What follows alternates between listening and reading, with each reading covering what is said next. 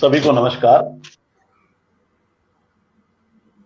Swami Vivekananda study circle के द्वारा जो 12 जनवरी से हम लोगों ने श्रृंखला प्रारंभ किया था, उसी श्रृंखला में आज हम श्री राम नरेश यादव जी से जानेंगे केंद्रीय विश्वविद्यालय में प्रवेश करने के लिए क्या प्रक्रिया है और जो अभी सेंट्रल यूनिवर्सिटीज के जो कंबाइंड इंट्रेंस का जो टेस्ट आयोजित होने वाला है, उसका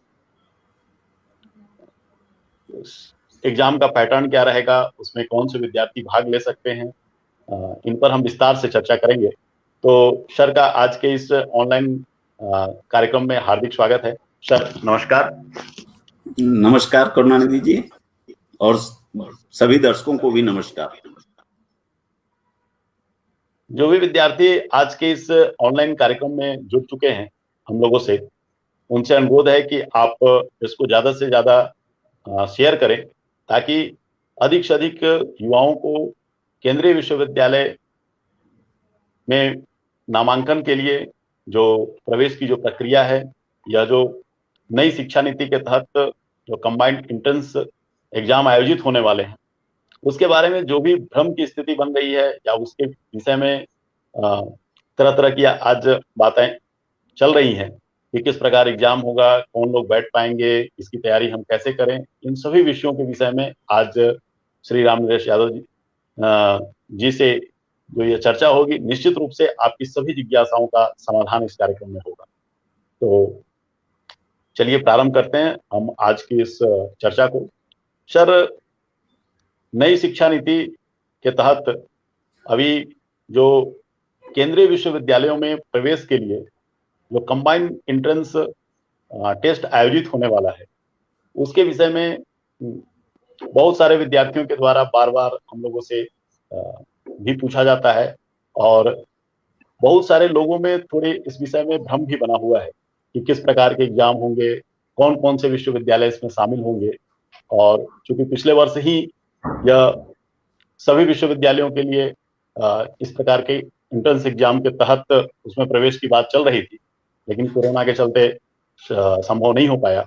तो इस वर्ष आपको क्या लगता है, और इसके विषय में सर विस्तार से हम लोगों को बताएं कि ये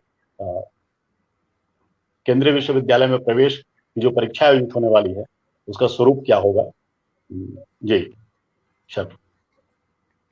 धन्यवाद करुणानिधि जी, और एक बार फिर से सभी दर्शकों को नमस्कार।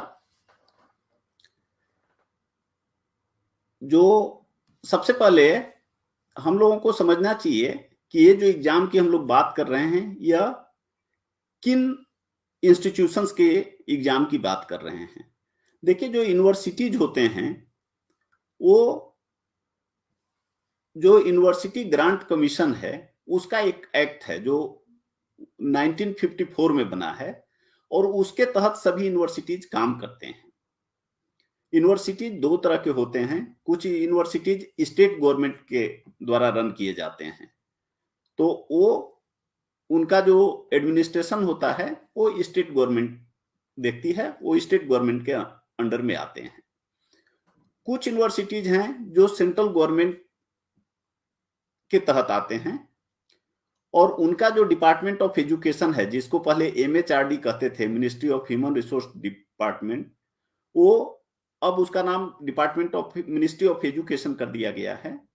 तो इस मिनिस्ट्री के तहत वो सभी यूनिवर्सिटीज आते हैं, और पहले से जो सेंट्रल यूनिवर्सिटीज हैं, उनको जो पार्लियामेंट का एक्ट है उससे वो एस्टेब्लिश होते हैं।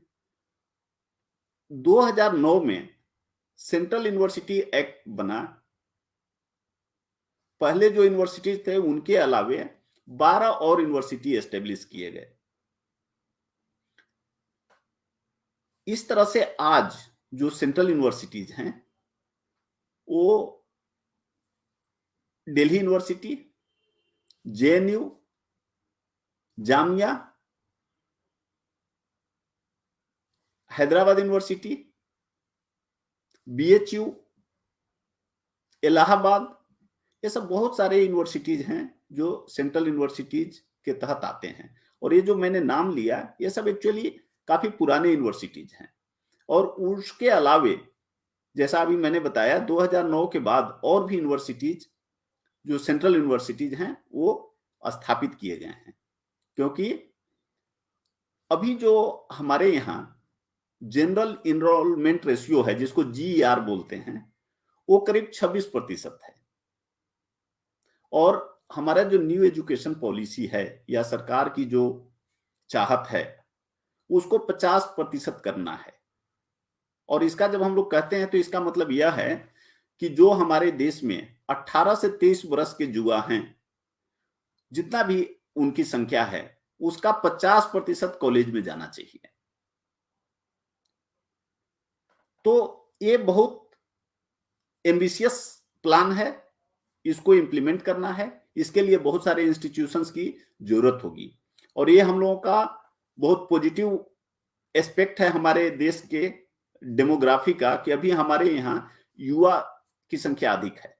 तो बहुत जरूरी है कि उनको क्वालिटी एजुकेशन दिया जाए, ताकि वो उनका जो अर्निंग कैपेबिलिटी हो वो अधिक हो।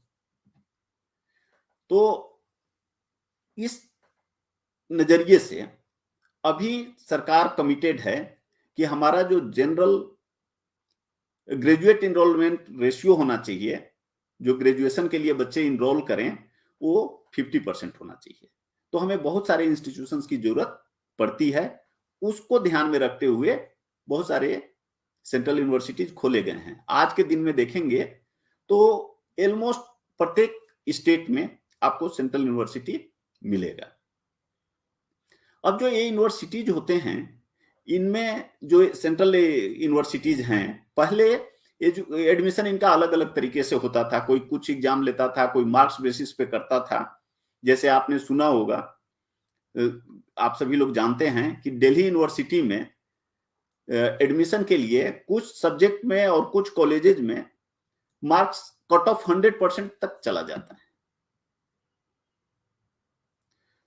अब हमारे यहाँ प्रॉब्लम क्या होता है कि जैसे अभी कोई सेंट्रल यूनिवर्सिटी में एडमिशन लेना है, तो उसमें एडमिशन का हक प्रत्येक बच्चे का बनता है, चाहे वो कोई भी स्टेट का रहने वाला हो और कोई भी बोर्ड से पास किया हो।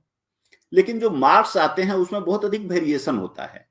अगर कोई स्टेट बोर्ड का एग्जाम देता है, कोई सीबीएसई एग्जाम देता है, कोई आईसीएसई देता है जो 12वीं में होता है, 12th लेवल में होता है, उनके मार्क्स में बहुत डिफरेंस होता है। और जब वो डिफरेंस होता है तो जहां मार्क्स बेसिस पे अगर सेंट्रल यूनिवर्सिटी में एडमिशन होता है का प्रोविजन होता है, तो उसमें स्वाभाविक रूप से कुछ बच्चों को डिसएडवांटेज होता है और कुछ को एडवांटेज होता है। ये सब चीजों को हटाने के लिए जो हमारा न्यू एजुकेशन पॉलिसी है, उसमें स्टैंडर्डाइजेशन लाने के लिए और बच्चों का वास्तव में एप्टीट्यूड टेस्ट हो सके, उसके लिए ये प्रोविजन रखा गया है कि ग्रेजुएट एग्जामिनेशन, ग्रेजुएट एंट्रेंस के लिए एक ही टेस्ट हो और उस टेस्ट से सभी यूनिवर्सिटीज में बच्चों का एडमिशन हो। उससे फायदे ये होंगे कि पहले एक ही स्टूडेंट को अलग अलग जगहों पे फॉर्म नहीं भरना पड़ेगा, एक ही जगह फॉर्म भरेगा, एक एग्जाम में अपियर होगा, उसके बेसिस पे उसका मेरिट लिस्ट बनेगा और वो उतने यूनिवर्सिटीज में अपने मेरिट के आधार पे एडमिशन के लिए एलिजिबल होगा। तो इससे जो स्टूडेंट्स हैं उनको बहुत सुविधा हो जाएगी। दूसरा है कि जो यूनिवर्सिटीज हैं उनको भी एडमिनिस्ट्रेटिव हेल्प इस मानने में होगा कि उसके लिए सरकार ने एक अलग से नेशनल टेस्टिंग एजेंसी एस्टेब्लिश किया है, जिसका काम होगा केवल बच्चों का टेस्ट लेना। तो जो प्रत्येक यूनिवर्सिटी इसमें अपना बहुत सारा टाइम और रिसोर्सेस अलग अलग लगाते थे, उससे वो बचेंगे और उनको एक स्टैंडर्डाइज्ड टेस्ट के द्वारा टेस्ट किए गए बच्चे एडमिशन के लिए अवेलेबल होंगे। अब बात आती है कि उसमें कौन से यूनिवर्सिटीज होंगे जो इस एग्जाम में शामिल होंगे। अभी जो जैसा हमने बताया कि जो पुराने यूनिवर्सिटीज हैं, जैसे दिल्ली यूनिवर्सिटी है, जेएनयू है, आपका जामिया है, BHU है, ये सब जो यूनिवर्सिटी हैं वो पहले अपने अपने तरीके से एंट्रेंस टेस्ट लेते थे या कोई मार्क्स बेसिस पे करता था, अलग अलग तरीके से एडमिशन लेते थे। अब जो न्यू एजुकेशन पॉलिसी आया है वो कहता है कि सबके लिए एक ही टेस्ट होगा जिसके बेसिस पे बच्चों का एडमिशन होगा, क्योंकि ये स्टैंडर्डाइज तरीका होता है। जैसा कि मैंने बताया, इससे सभी को फायदे हैं, बच्चों को भी फायदे हैं, यूनिवर्सिटीज को भी फायदे हैं, और कोई भी बच्चा को ऐसा नहीं लगेगा कि उसको अपॉर्चुनिटी का प्रॉब्लम है। प्रत्येक बच्चा को एग्जाम देने का, एग्जाम में अच्छा करने का अपॉर्चुनिटी रहेगा। तो काफी डिस्कशन के बाद इसके प्रो कॉन्स, फायदे हैं, घाटे हैं, नुकसान हैं, क्या होना चाहिए, नहीं होना चाहिए, ये सब चीजों करने के बाद यूजीसी सभी यूनिवर्सिटीज के कंसल्टेशन में ऑलरेडी डिसाइड हो चुका है, और मिनिस्ट्री के कंसल्टेशन में, कि अभी जो सभी सेंट्रल यूनिवर्सिटीज हैं वो इस टेस्ट के थ्रू उसमें एडमिशन लेंगे। तो अभी जो बहुत सारे पेपर्स में आप लोगों ने देखा होगा, times of India, Indian express या हिंदी के भी जो भी पेपर्स हैं, सभी पेपर्स, नेशनल पेपर्स में ये बहुत बार बार इसकी रिपोर्टिंग की गई, बहुत इसके न्यूज आए, बहुत रिपोर्ट्स आए, और ये कहा गया है कि इस एग्जाम से कम 49 यूनिवर्सिटीज एडमिशन लेंगे। उसके अलावे अगर चाहें तो दूसरे यूनिवर्सिटीज, जो जैसे स्टेट गवर्नमेंट के यूनिवर्सिटीज हैं और प्राइवेट यूनिवर्सिटीज हैं, वो भी इसके थ्रू एडमिशन ले सकते हैं, आज तक भी लेते आए हैं। पहले जब ये पुराने यूनिवर्सिटीज इस एग्जाम के थ्रू एडमिशन नहीं लेते थे, जब उनका अपना एडमिशन का सिस्टम था, तो भी ये इसमें 12 सेंट्रल यूनिवर्सिटीज और 8 डिफरेंट स्टेट्स के यूनिवर्सिटीज जो थे इस एग्जाम के थ्रू अपने यहाँ एडमिशन लेते थे, और कुछ प्राइवेट यूनिवर्सिटीज भी इस स्कोर को या इस मेरिट को अपने यहाँ एडमिशन लेने में यूज करते आए हैं। तो इस तरह से, जैसा कि पहले आप लोगों को पता है कि 2021 में ये सिस्टम लागू नहीं हो पाया, क्योंकि ये स्कीम लागू नहीं हो पाया क्योंकि कोरोना के कारण सभी चीजें डिस्टर्ब हो गई। अब 2022 से गवर्नमेंट ने ऑलरेडी डिसाइड कर लिया है कि अभी ये एडमिशन इसी एग्जाम के थ्रू होंगे, और अभी मोस्ट प्रोबेबली अप्रैल तक इस एग्जाम का नोटिफिकेशन आएगा, तो उसमें बहुत डिटेल्ड आपको जानकारी आधिकारिक रूप से मिल जाएगी कि कौन कौन यूनिवर्सिटीज इसमें शामिल होंगे और क्या एग्जाम का पैटर्न होगा, सिलेबस होगा। लेकिन अभी तक जो बताया गया है, जिस तरह से रिपोर्ट है, उसमें यही है कि कम से कम 49 यूनिवर्सिटीज इसमें शामिल होंगे। और जहां तक एग्जाम के पैटर्न की बात है, बच्चों को अप्रैल तक का इंतजार नहीं करना चाहिए, क्योंकि एग्जाम बहुत कॉम्पिटिटिव है, और अप्रैल के बाद टाइम काफी कम बच जाता है। इसमें जो कोर्सेस हैं, सेंट्रल यूनिवर्सिटीज के अपने फायदे हैं। पहला फायदा यह है कि देखिए, ये जो यूनिवर्सिटीज हैं बहुत अच्छे यूनिवर्सिटीज हैं, देश के अच्छे यूनिवर्सिटीज इसमें शामिल हैं। दूसरा है कि इनके अपना जो इंफ्रास्ट्रक्चर है वो काफी अच्छा है। कहीं भी आप इनका हॉस्टल फैसिलिटीज देखें, फैकल्टीज देखें, लैब देखें, लाइब्रेरी देखें, प्ले ग्राउंड, ये सब चीजें जो होती है, जो इंफ्रास्ट्रक्चर एक एजुकेशनल इंस्टीट्यूशन का होना चाहिए, वो सब बहुत अच्छे हैं। तो बच्चों को अपना ओवरऑल डेवलपमेंट के लिए बहुत अच्छा मौका मिलता है। तीसरी बात है, इसमें कोर्सेस का जो वेराइटीज है, जो कोर्स हैं, वो बहुत डाइवर्स हैं, अलग अलग तरह के कोर्सेस हैं। और ये जो कोर्सेस हैं वो दोनों तरह के हैं, टेक्निकल भी हैं, नॉन टेक्निकल भी हैं। टेक्निकल में कुछ कोर्सेस इंजीनियरिंग के होते हैं, बायोटेक्नोलॉजी के होते हैं और कुछ कोर्सेस हैं। आप अगर देखेंगे तो अभी जो 2021 में एग्जाम हुए थे, उसके लिए जो एग्जाम कंडक्ट किया गया था, उसमें 31 कोर्सेस थे जिनका नेचर टेक्निकल था और 33 कोर्सेस ऐसे थे जिनका नेचर नॉन टेक्निकल था। तो ऐसे में जो एडमिशन का क्राइटेरियन बनता है, इसमें आर्ट, साइंस और कॉमर्स तीनों के बच्चे एडमिशन ले सकते हैं। और जो एग्जामिनेशन है उसमें दो तरह का एग्जामिनेशन होता है।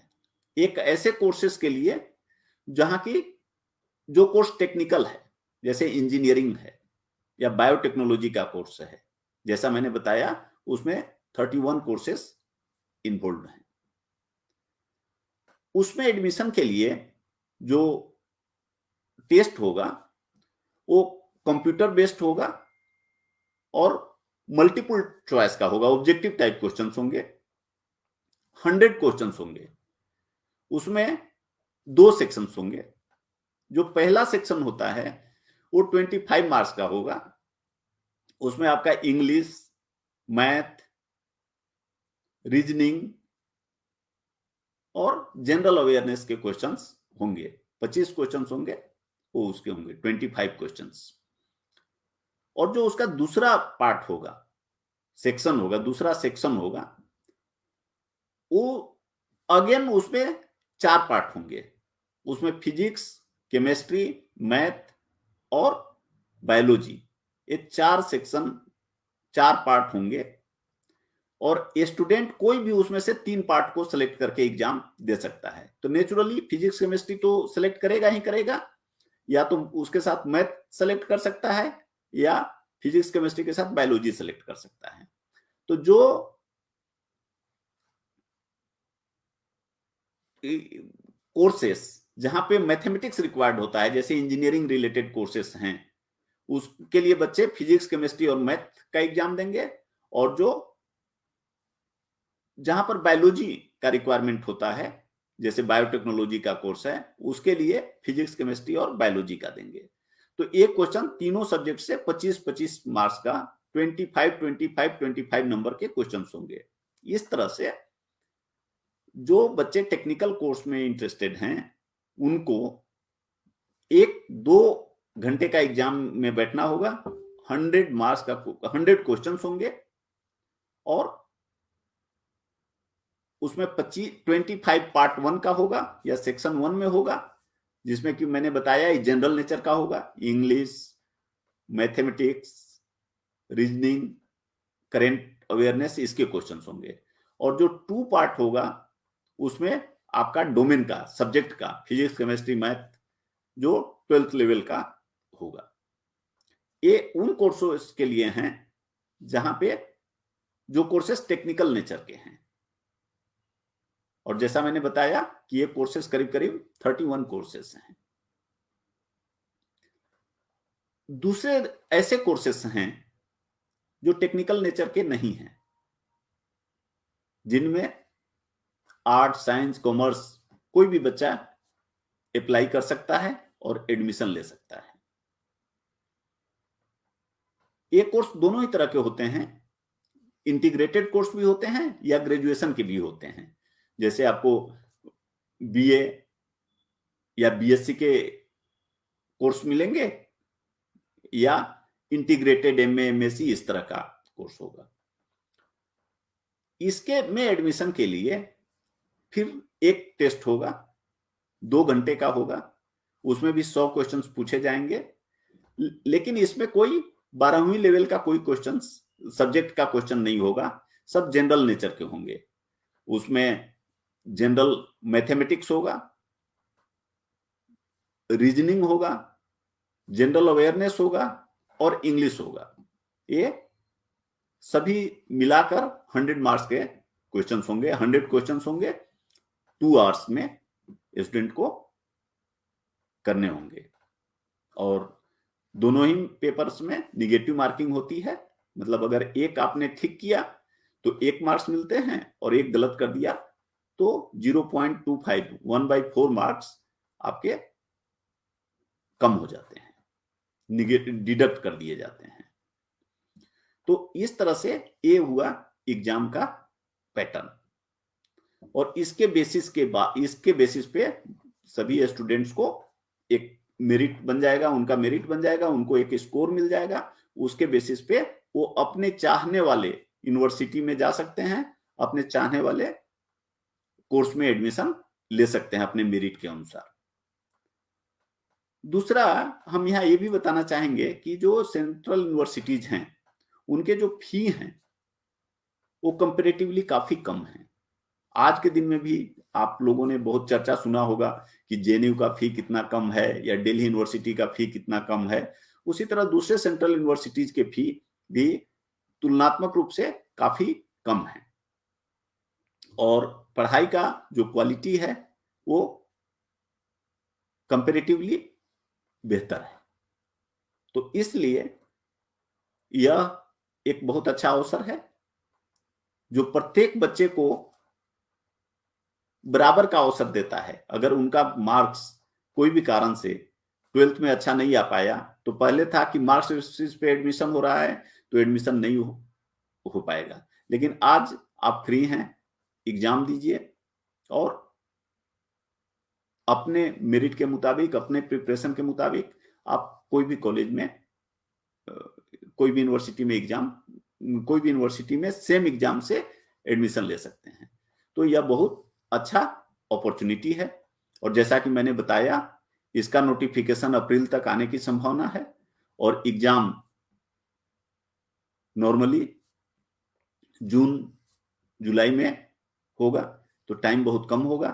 तो बिना वेट किए बच्चों को अभी से तैयारी शुरू कर देनी चाहिए, और इसमें कोई डाउट नहीं है कि ये जो जनरल हैं, जो जनरल रिक्वायरमेंट है, जैसे आपका mathematics, reasoning, English, current awareness, general awareness, current affairs, ये सब तो रहेंगे ही रहेंगे। और छोटे मोटे बदलाव, जैसे कुछ जहां पर डोमेन सब्जेक्ट का, आपका जो डोमेन का नॉलेज है उसकी टेस्टिंग, जैसा मैंने बताया, अभी भी जो टेक्निकल नेचर के कोर्सेस हैं उसके लिए होते हैं। तो इस तरह से यह जो एग्जाम है वो आर्ट, साइंस, कॉमर्स सभी के बच्चों को बराबर का मौका देता है, और सभी जगह के बच्चों को बराबर का मौका देता है। आप कोई भी बोर्ड के हैं, सीबीएसई, आईसीएसई, कोई भी स्टेट का बोर्ड, आपको सबको यह बराबर का मौका देता है। इसलिए यह बहुत अच्छा अवसर है और आप इसका फायदा जरूर उठाएंगे। और जी सर, अभी आपने बहुत ही विस्तार से बताया कि किस प्रकार के बच्चे इसमें भाग ले पाएंगे और इस परीक्षा का पैटर्न क्या होगा, उसमें किन किन विषयों पर ध्यान देना होगा।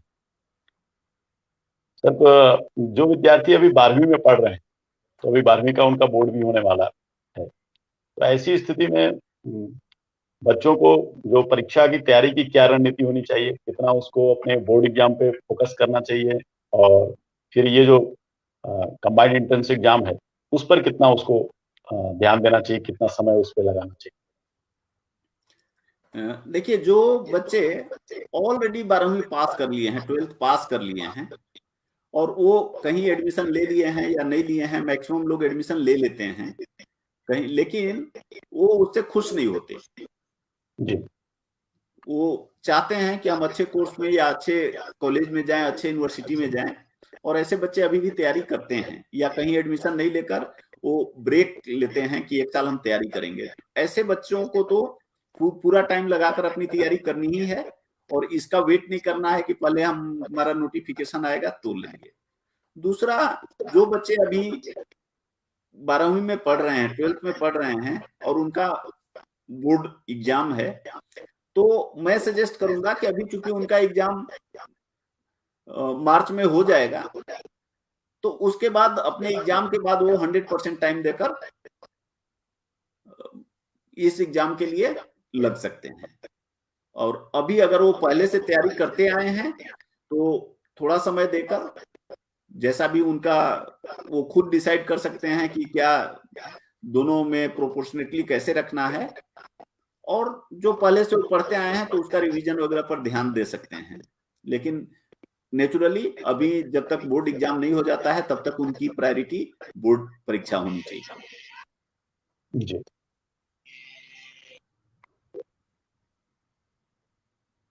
सर, जो बच्चे जैसे बोर्ड एग्जाम दे लेते हैं, तो बोर्ड एग्जाम देने के उपरांत उनको लगभग कितना समय प्रतिदिन निकालना चाहिए इसके लिए, ताकि जो मई में परीक्षा यदि अगर संभावित होती है तो उसमें वो अच्छे स्कोर कर सके, अच्छा रैंक हासिल कर सके। देखिए, बच्चों को कितना समय निकालना पड़ेगा ये तो बड़ा पर्सनलाइज्ड क्वेश्चन है, डिपेंड करता है कि बच्चे का लेवल क्या है, बच्चे का प्रिपरेशन लेवल क्या है, बच्चे की का फंडामेंटल्स वगैरह कैसा है। लेकिन ओवरऑल अगर देखा जाए तो आज का देखें, एज बहुत कॉम्पिटिटिव है। अच्छे जगह एडमिशन लेने के लिए, अच्छे कोर्स में जाने के लिए, स्पेशली जब इस एग्जाम में दिल्ली यूनिवर्सिटी, जेएनयू वगैरह को शामिल किया गया है, तो इसमें अच्छा खासा मेहनत करना चाहिए और मेहनत करना पड़ेगा बच्चों को। कैजुअली लेने से बच्चे डिसएडवांटेजियस पोजीशन में रहेंगे। और देखिए, इसमें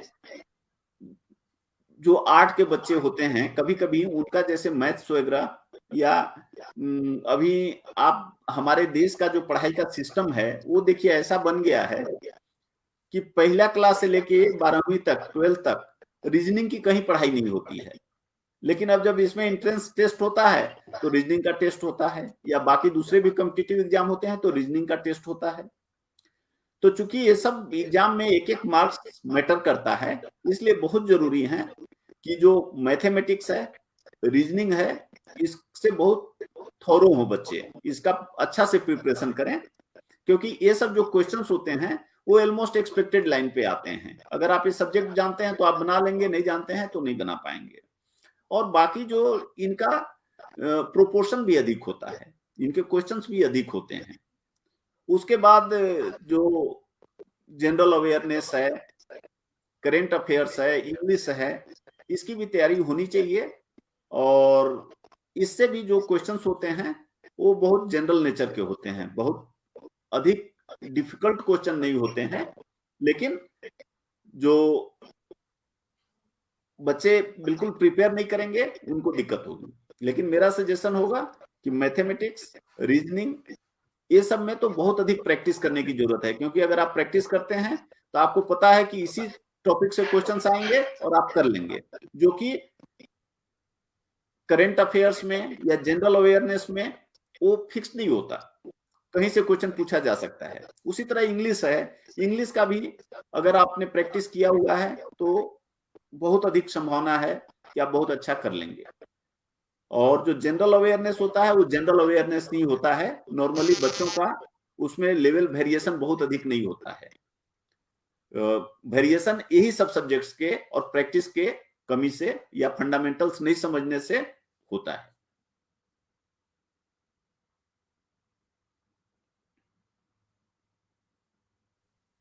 जी, जो भी श्रोता इस कार्यक्रम को देख रहे हैं, तो मैं बताना चाहूंगा कि राम नरेश यादव जी, जिन्होंने कि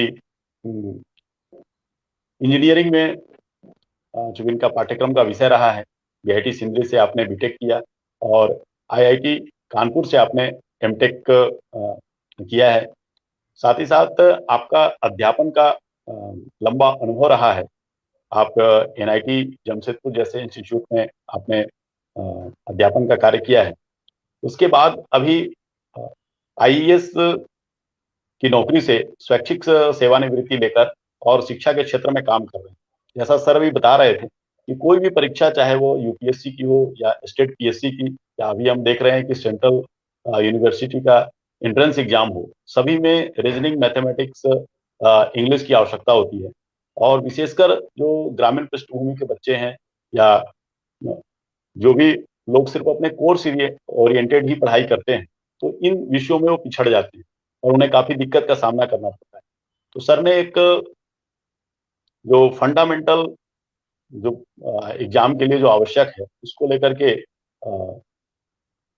सक्सेस फाउंडेशन कोर्स ऐसा डिजाइन भी किया है बच्चों के लिए, जिसमें किसी भी क्लास के बच्चे जो अभी 12वीं पास कर लिए हैं, जो अभी तैयारी कर रहे हैं इसका सेंट्रल यूनिवर्सिटी में जाने की, या फिर आप एसएससी की तैयारी कर रहे हो, बैंकिंग की तैयारी कर रहे हो, रेलवे की तैयारी कर रहे हो, सभी में उसमें काफी आपको सहयोग मिलेगा। तो सर का जो कि ये जो सेंट्रल यूनिवर्सिटी का जो फर्स्ट पार्ट है, उसका पढ़ाने का एक अच्छा अनुभव है और बहुत सारे विद्यार्थियों को आपने मार्गदर्शन देने का काम किया है। तो सर, एक जेडलेप संस्था के माध्यम से भी, जेडलेप आपका ऑनलाइन वेबसाइट भी है और ऐप भी है, जिसके माध्यम से बच्चों को मार्गदर्शन देने का काम करते हैं। तो सर, आपका किस प्रकार का अनुभव है कि ये जो अभी कॉम्पिटिटिव एग्जाम्स में जो रीजनिंग, मैथमेटिक्स, इंग्लिश के जो पाठ्यक्रम है और जो सेंट्रल यूनिवर्सिटी का जो एंट्रेंस एग्जाम का जो सिलेबस है, वो दोनों में क्या समानताएं हैं, और बच्चे यदि अगर उसमें अच्छे से अगर प्रयास करते हैं तो उसको और क्या दूसरे एग्जामों में भी मदद मिल सकता है? देखिए करुणानिधि जी, आपने बिल्कुल ठीक बताया कि और हमारे भी जो सक्सेस फाउंडेशन कोर्स का सोचने का कारण है वो यही है कि अगर आप देखें, बहुत सारे बच्चे बहुत जोश से कोई भी एग्जाम के लिए लगते हैं, चाहे वो यूपीएससी का एग्जाम हो, स्टेट सर्विसेज का एग्जाम हो, या एसएससी का हो, या दूसरे जगहों पे नौकरी के लिए हो, या एंट्रेंस के लिए हो। देखिए हमारा जो पढ़ाई का सिस्टम है, जैसा हमने बताया कि अनफॉर्चुनेटली इस तरह का है कि जैसे रीजनिंग है, इसकी तो कहीं पढ़ाई होती ही नहीं है और सभी जगह एग्जाम में पूछे जाते हैं। अच्छा, दूसरा मैथमेटिक्स है, बहुत सारे बच्चे 10वीं के बाद मैथमेटिक्स फिर नहीं पढ़ते हैं, 10th के बाद नहीं पढ़ते हैं, और 10th तक भी जब पढ़ते हैं तो अगर उनका मन नहीं लगा तो बहुत अधिक सब्जेक्ट को समझ नहीं पाते, और जब सब्जेक्ट को समझ नहीं पाते और बाद में आप देखेंगे कि जो भी एग्जाम होता है उसके लिए बहुत जरूरी होता है कि आपका मैथमेटिक्स 10वीं तक का जो अरिथमेटिक है, मेंसुरेशन है, अलजेब्रा है, ज्योमेट्री है, स्टैटिस्टिक्स है, आजकल डेटा इंटरप्रिटेशन है, प्रोबेबिलिटी है, ये सब चीजों की समझ आपको अच्छी हो, आप प्रॉब्लम्स को अच्छा से कर सकें। और अगर इसमें आप को परेशानी होती है तो आप कोई भी एग्जाम देने जाएंगे, जो या तो एंट्रेंस एग्जाम हो या जॉब के लिए एग्जाम हो, आपको डिसएडवांटेज होगा। इसलिए मेरा रिकमेंडेशन है, मैं हमेशा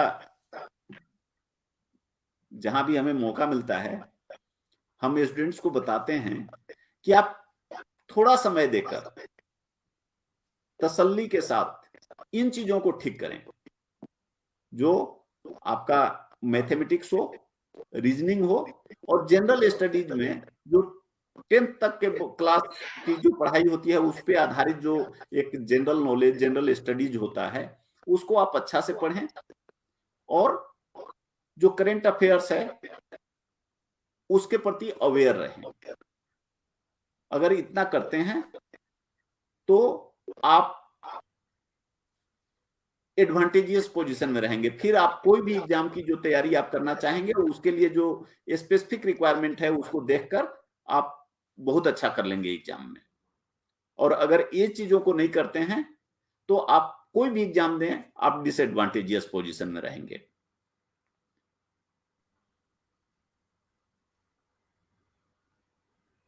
सर, ये जो इसके जो सिलेबस हैं, रीजनिंग के, मैथमेटिक्स के, इंग्लिश की, इसके तैयारी के लिए उसके पास जो मटेरियल होगा पढ़ने का, वो कहाँ से मिल सकता है, और कौन कौन से पुस्तकों को उसको प्रीफर करना चाहिए?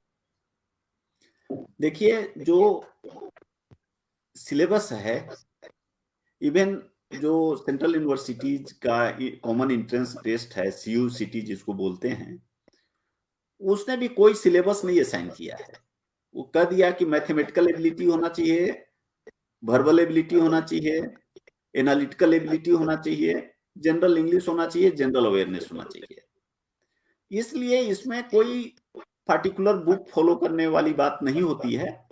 उसमें प्रत्येक टॉपिक वाइज आपको देखना होता है कि उसका कॉन्सेप्ट हमें समझ में आ जाए। और जैसे मान लें कि परसेंटेज ही है, परसेंटेज हम लोग दूसरी तीसरी क्लास से पढ़ते हैं, लेकिन उसका क्वेश्चन यूपीएससी में भी आता है, सीसेट में भी आता है। तो क्या होता है कि उसकी जो हमारी समझ होनी चाहिए वो बढ़िया होनी चाहिए और उसको हमको अप्लाई करने की पोजीशन में होना चाहिए। तो इस तरह से कोई बुक के बजाय टॉपिक वाइज हमको देखना चाहिए कि हमारा कॉन्सेप्ट ठीक है, हमारा प्रॉब्लम बन रहा है या नहीं बन रहा है। हमें उसके लिए मॉक टेस्ट लेने चाहिए और टॉपिक वाइज आप उसको सेक्शनल टेस्ट बोल सकते हैं या कोई भी टेस्ट बोलें, कहीं से भी लें, स्टैंडर्ड मटेरियल लें जो नॉर्मली सब जगह अवेलेबल होता है। बट कोई पार्टिकुलर बुक के बजाय आप उसके कॉन्सेप्ट पर ध्यान दें, उसके प्रैक्टिस पर ध्यान दें और देखें कि आपसे बन रहा है या नहीं बन रहा है। क्योंकि इस बात की संभावना बहुत कम है, यह स्कूल एग्जाम टाइप नहीं होता कि जो एग्जाम आपके जो बुक में आपका प्रॉब्लम है वही प्रॉब्लम एग्जाम में आएगा। आपका जो एग्जाम में प्रॉब्लम आएगा वो अनसीन होगा, देखा हुआ नहीं होगा। तो आपको अप्लाई करना है जो कॉन्सेप्ट आप सीखे हैं। तो इसलिए हमें इसकी पढ़ाई में कॉन्सेप्ट पर ध्यान देना चाहिए, न कि कोई पार्टिकुलर बुक या उस तरह से पार्टिकुलर मटेरियल पे। और नॉर्मली ये जो मटेरियल होते हैं वो आपको सब जगह मिल जाएंगे। जो जैसा कि अभी इन्होंने बताया, हम लोग भी जेड लैब पर भी यह मटेरियल मिल जाएंगे और उसके लिए हम लोग लाइव क्लासेस भी पाइपलाइन में है, जो अभी लाइव क्लासेस भी हम लोग शुरू करेंगे। अगर कोई चाहे तो ये जो प्रोग्राम होगा वो अपने आप में मोर देन सफिशिएंट होगा central university common entrance test के लिए। क्योंकि मैं चाहता हूं कि स्पेशली जो गांव के बच्चे हैं उनको भी मौका मिले, और उनके पास चूंकि फिजिकली उनके पास कोचिंग सेंटर वगैरह की फैसिलिटी अवेलेबल नहीं होती, तो मैं चाहता हूं कि उन तक ये चीजें एक्सटेंड किया जाए। इसलिए जेड लैब अपना जो मोटो है उसको ध्यान में रखते हुए एक कोर्स शॉर्टली शुरू करेगा, जिसमें सभी तरह के मटेरियल और जो कॉन्सेप्ट रिक्वायर्ड होता है वो प्रोवाइड किए जाएंगे। उसके बाद उसके अलावे कुछ और पढ़ने की जरूरत नहीं पड़ेगी।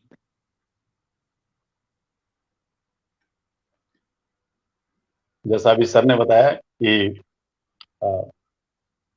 किताबों की बजाय जो है कॉन्सेप्ट पे ध्यान देना है और टॉपिक वाइज वो हमारा कॉन्सेप्ट क्लियर हो जाए तो निश्चित रूप से हम एग्जाम को अच्छे मार्क्स के साथ क्रैक कर पाएंगे। और जो बच्चों की अभिलाषा होती है कि अच्छे कॉलेज में एडमिशन हो, वहाँ पर उनको एडमिशन का भी अवसर जरूर मिलेगा। तो आज रमने श्री राम नरेश यादव सर ने जो मार्गदर्शन दिया है इसके विषय में केंद्रीय विश्वविद्यालय में नामांकन के लिए, तो ये ज़्यादा से ज़्यादा विद्यार्थियों तक इस संदेश को पहुंचाएं आप। और यदि अगर पेरेंट्स अगर इस कार्यक्रम को देख रहे हो तो आपके यदि बच्चे अभी 12वीं में हैं या 12वीं पास कर चुके हैं और वो किसी अच्छे संस्थान में एडमिशन करने को इच्छुक हैं, अच्छा कोर्स पढ़ना चाहते हैं, तो उनके लिए एक सुनहरा अवसर है यह। अभी आपके पास समय भी है, जब तक फरवरी प्रारंभ हो रहा है और मई तक एग्जाम होने की संभावना है, तो आप ये जो 4 महीने का समय है, यदि अगर विद्यार्थी पूरे जी जान से जुड़ जाते हैं तो निश्चित रूप से आप अच्छे अंकों से सफलता प्राप्त कर सकते हैं और मन चाहे कॉलेज में आपको एडमिशन भी मिल सकता है। तो मैं विद्यार्थियों से यही कहूंगा कि आप सभी जो राम नरेश यादव सर का भी जो समय मिल रहा है, हम सबों को उनका मार्गदर्शन मिल रहा है, उसका लाभ उठाएं। आप जेड लैब्स ऐप जो है अपने एंड्रॉयड मोबाइल में डाउनलोड कर सकते हैं और उस ऐप में आपको इस एग्जाम से संबंधित सामग्रियां भी मिल जाएंगी। और सर जिस प्रकार से यदि अगर बच्चों की रिक्वायरमेंट रहती है तो लाइव क्लासेस भी आयोजित करते हैं। तो आप जो भी लोग जुड़ना चाहें इस जो लाइव का कार्यक्रम चल रहा है उसके कमेंट बॉक्स में अगर अपना नंबर देंगे तो हम आप तक उसकी जानकारी क्लासेस के जो समय है उसको शेयर करेंगे।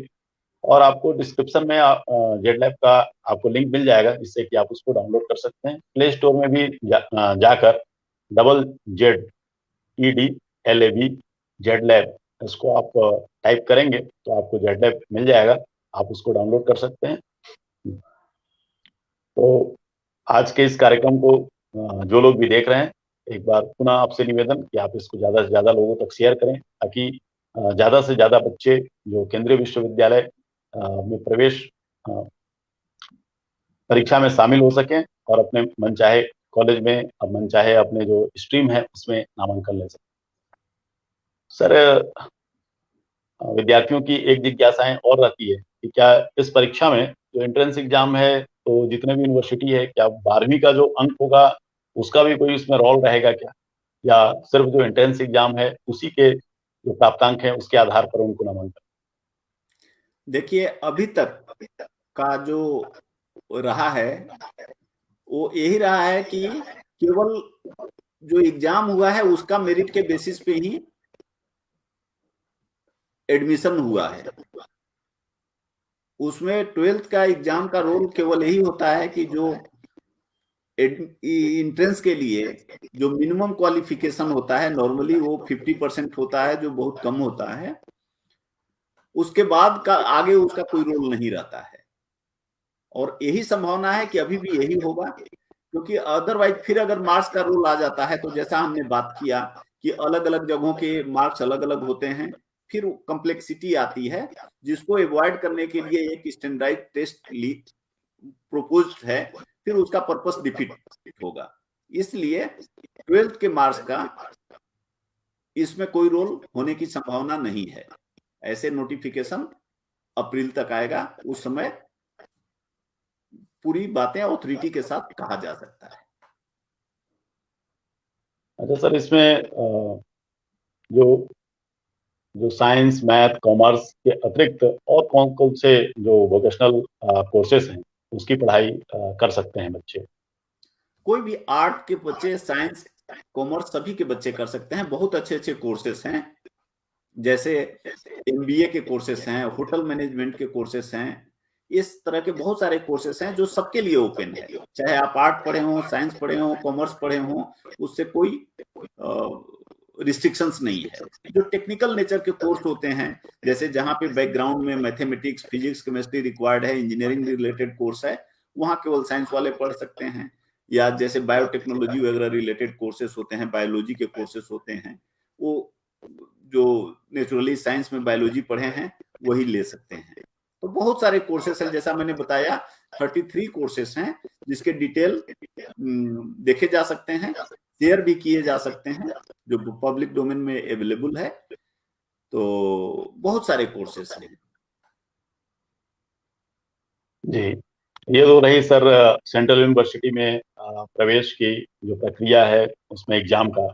और जो जनरल जो आज के इस कार्यक्रम को जो बच्चे देख रहे हैं तो उनके लिए आप चूंकि एक काफी मेधावी छात्र हैं, एक प्रतिष्ठित इंस्टीट्यूट में आपने अध्ययन किया है, अध्यापन किया है, तो उन बच्चों को आप क्या संदेश देना चाहेंगे जो बच्चे आज के इस ऑनलाइन कार्यक्रम को देख रहे हैं या भविष्य में जो फेसबुक यूट्यूब में इस कार्यक्रम को देखेंगे, तो उन बच्चों के लिए आपका क्या संदेश रहेगा? पहला, यह बहुत अच्छा अवसर है। हमारे देश में अच्छे इंस्टीट्यूशंस की बहुत कमी है जहां क्वालिटी एजुकेशन संभव है, तो यह एक बहुत अच्छा मौका देता है। बच्चे कोई भी जगह के हों और कोई भी सब्जेक्ट पढ़ रहे हैं, इस एग्जाम के थ्रू अच्छे यूनिवर्सिटीज में, अच्छे कोर्स में एडमिशन ले सकते हैं जहां उनको क्वालिटी एजुकेशन और अदर एलाइड फैसिलिटीज अच्छा मिलेगा। और इसके लिए उनको ये सुनहरा अवसर गंवाना नहीं है। ये अभी जो मेहनत करेंगे वो लाइफ में उनके लिए सबसे अच्छा इन्वेस्टमेंट होगा। बाद में वो रियलाइज करेंगे कि जो टाइम अभी इन्होंने लगाया वो सबसे अच्छा इन्वेस्टमेंट जीवन का था। और तीसरी बात मैं कहूंगा कि जैसा मैंने पहले भी बोला कि बच्चों को फंडामेंटल्स पे जोर देना चाहिए। कोई पार्टिकुलर किताब, कोई गाइड या कोई पार्टिकुलर, जैसे मैं कहूं कि आप जेड लैब में जाकर पढ़िए, वैसी कोई बात नहीं है। आप कहीं से भी पढ़ सकते हैं। आपको कॉन्सेप्ट पे ध्यान देना है कि जो भी टॉपिक्स हैं वो सब टॉपिक का हमें अच्छी समझ है, उसको हम अप्लाई करके कम समय में क्वेश्चन सोल्व कर सकते हैं, आंसर दे सकते हैं। बस यही जरूरत है। और उसके बाद हमारी शुभकामनाएं हैं। आप लोग बहुत अच्छा करें जीवन में, ताकि हमारा देश और दुनिया बेहतर बन सके।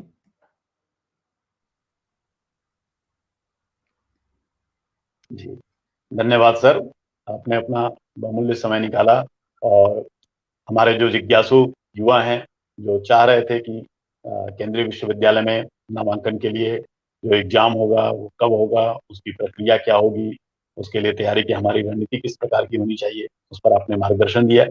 जी, और तो जो युवा इस परीक्षा में शामिल होने जा रहे हैं उन सभी को मैं शुभकामनाएं देता हूं कि आप अभी से तैयारी में जुट जाएं और सर ने जैसा मार्गदर्शन किया है वैसा अपने जो उसमें सिलेबस जिस होने वाला है, जो टॉपिक से प्रश्न आने वाले हैं उनका आप अच्छे से तैयारी करें, उसका अच्छा कॉन्सेप्ट ये करें, क्लियर कर लें, ताकि कोई भी क्वेश्चन आए तो आप आपसे छूटे नहीं। और निश्चित रूप से जो यह यूनिवर्सिटी में एंट्रेंस का जो सिलेबस है वो आपके बाकी एग्जामों में भी काम आएगा। तो और मेहनत जो है वो या अध्ययन जो है वो व्यर्थ नहीं जाता। तो इसलिए आप सभी लोग जो भी 12वीं की परीक्षा देने वाले हैं, आप अपने एग्जाम अच्छे से दें, 12वीं में अच्छे अंक से उत्तीर्ण हों। और जो लोग उत्तीर्ण कर चुके हैं, आप जो सेंट्रल यूनिवर्सिटी में एडमिशन लेना चाहते हैं, डीयू में एडमिशन लेना चाहते हैं, जेएनयू में एडमिशन लेना चाहते हैं, बीएचयू में लेना चाहते हैं, तो आपके लिए एक सुनहरा अवसर है। या आपके पास समय भी है, समय का सदुपयोग करें और ज्यादा से ज्यादा मेहनत करते हुए और सफलता अर्जित करें। स्वामी विवेकानंद जी के संदेश के साथ, उठो जागो और लक्ष्य प्राप्त किए बिना रुको मत। आज के इस कार्यक्रम को हम लोग यही समाप्त करते हैं। फिर एक नए टॉपिक के साथ आपसे मुलाकात होगी। तब तक के लिए सभी को नमस्कार। नमस्कार सर। नमस्कार, आपको भी सभी लोगों को नमस्कार और धन्यवाद।